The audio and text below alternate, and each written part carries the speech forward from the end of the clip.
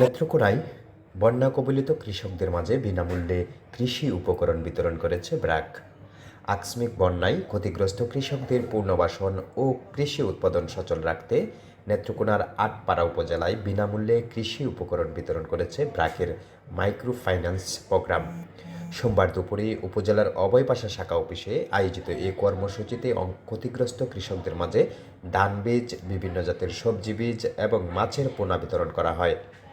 এ সময় উপস্থিত ছিলেন অভয়পাশা শাখার ম্যানেজার মোহাম্মদ রুকনুজ্জামান খান, অ্যাকাউন্ট্যান্ট নুরুল ইসলাম, আনোয়ার হোসেন সহ ব্র্যাকের অন্যান্য কর্মকর্তারা।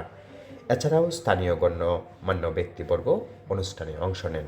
বক্তারা বলেন, সাম্প্রতিক বন্যায় ক্ষতিগ্রস্ত কৃষকদের ঘুরে দাঁড়াতে সহায়তা করতে এই উদ্যোগ নেওয়া হয়েছে।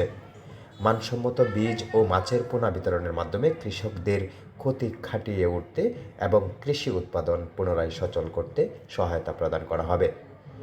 স্থানীয় কৃষকরা ব্র্যাকের এই উদ্যোগকে সময় উপযোগী পদক্ষেপ হিসেবে উল্লেখ করে সন্তোষ প্রকাশ করেন।